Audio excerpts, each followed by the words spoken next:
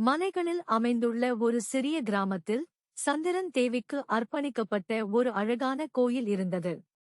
இந்த கோயில் அதன் அற்புதமான கட்டிடக்கலை மற்றும் சுற்றியுள்ள நிலப்பரப்பின் மூச்சடைக்கக்கூடிய காட்சிகளுக்கு பிரபலமானது. ஏராளமானோர் கோவிலுக்கு சென்று அம்மன் அருள் பெற வேண்டினர்.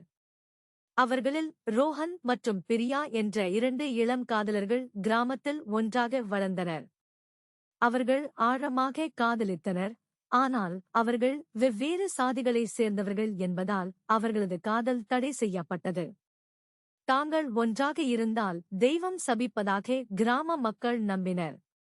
ரோஹனும் பிரியாவும் இரவில் கோவிலுக்குள் பதுங்கிக் கொண்டு கிராம மக்களின் துருவியரையும் கண்களில் இருந்து மறைத்துக் கொண்டு ஒருவருக்கொருவர் இருப்பார்கள்.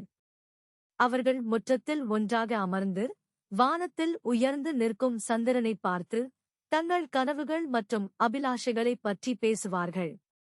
ஒரு நாள் இரவு அவர்கள் ஒன்றாக அமர்ந்திருந்தபோது கோயிலின் கருவறையிலிருந்து ஒரு விசித்திரமான சத்தம் கேட்டது. அவர்கள் எச்சரிக்கையுடன் சத்தத்தின் மூலத்தை அணுகி கோயிலின் ஆழத்தில் ஒரு மறைவான அறையைக் கண்டனர். அறையின் உள்ளே சந்திரன் தேவியின் கதையையும் அவளது தடை செய்யப்பட்ட காதலையும் சித்தரிக்கும் பழங்கால சுவரோவியங்களின் வரிசையை அவர்கள் கண்டுபிடித்தனர். அந்தச் சுவரோவியங்கள் தெய்வம் ஒரு மனிதனை எப்படி காதலித்தாள் என்பதையும் அவர்களின் காதலை தெய்வங்கள் எப்படி தடை செய்தன என்பதையும் கூறுகின்றன. ஆனால் தேவி தெய்வங்களை மீறி தன் காதலனுடன் இருந்தாள். அவர்களின் காதல் எல்லா தடைகளையும் கடக்கும் அளவுக்கு வலிமையானது.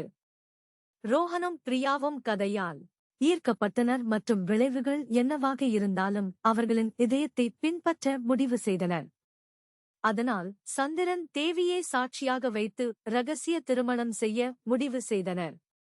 ஆனால் அவர்கள் தங்கள் சபதத்தை பரிமாறிக்கொள்ளும்போது தேவிதானே தோன்றி அவர்கள் பிறந்தவுடன் பிரிந்த சகோதரர்கள் மற்றும் சகோதரிகள் என்று அவர்களிடம் கூறினார்.